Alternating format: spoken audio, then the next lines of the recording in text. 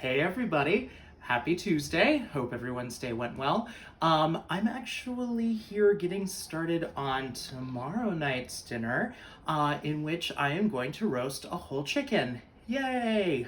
Now, hear me out. The reason I'm starting tonight is because I dry brine my whole chickens. I think a lot of us have seen recipes for this for around Thanksgiving, using a dry brine for our turkeys. And what's a chicken but a smaller turkey?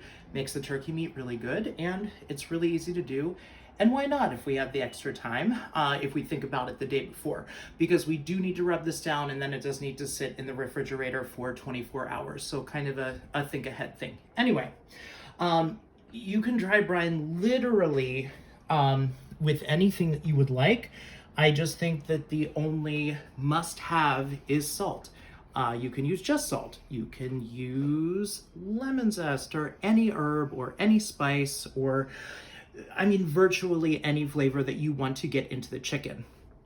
The reason why I like a dry brine for a chicken is because if you've ever gone to a restaurant and you've had that like really crispy skinned roast chicken, it's probably because they dry brined it and or they air dried the skin out in the refrigerator before they cooked it. It makes the most crispy skin ever.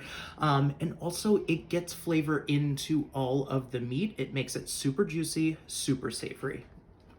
It's a must try if you haven't already. All right, for my purposes of this, what I'm doing for tomorrow night, I decided to do a garlic, citrus, and herb dry brine. So I have in here already mixed up 1 tablespoon of kosher salt, as well as 1.5 teaspoons of chopped up fresh thyme leaves, the zest of 1 small lemon, and 1 large garlic clove that I kind of grated on the same microplane that I used for the zest. I grated my garlic so it's really like finely done, so it's easy to mix around. Now, this is going to be like chunky, you know, because the salt is kind of the least ingredient in here, so it's not like a sprinkle, but we will need to rub this all over inside and out.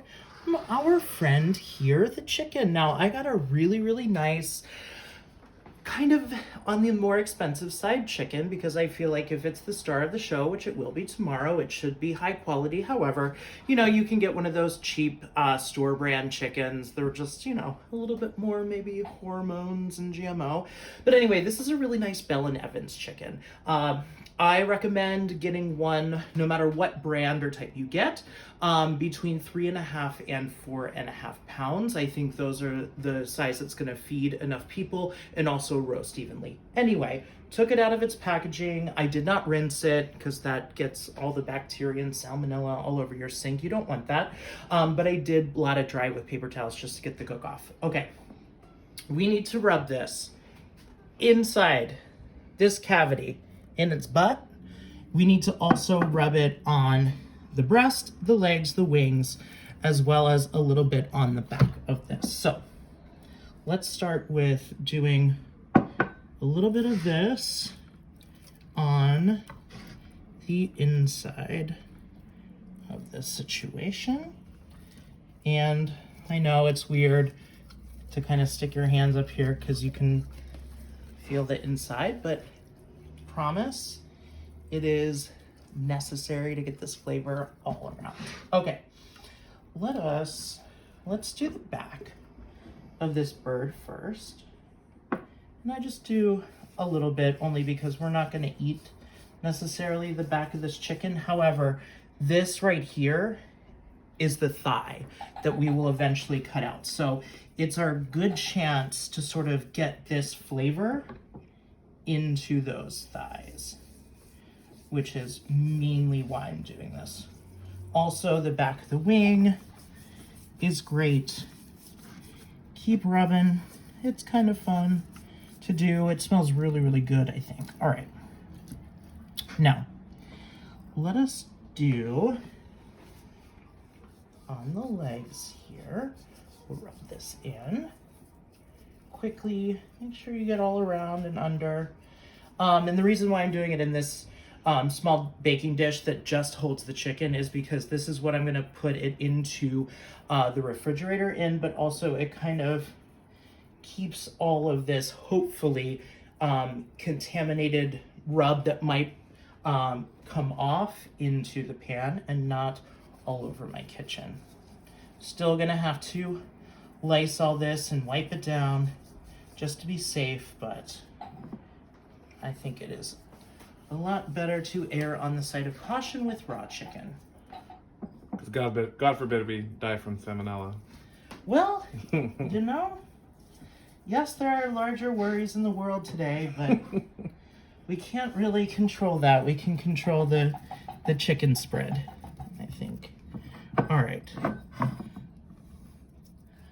Most of this I do want to make sure ends up on the legs and on the breast.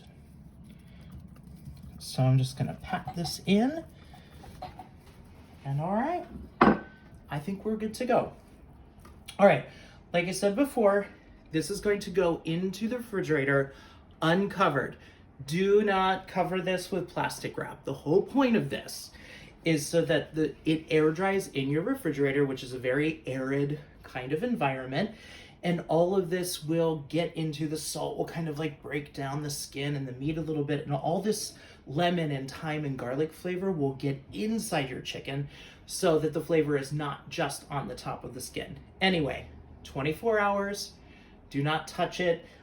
You definitely want it in a dish to catch any juices.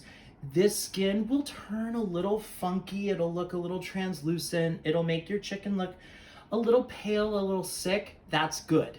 That is what you want this to do. So anyway, that's all I'm gonna do for tonight, and we will continue this tomorrow when we actually make dinner. Dry brine.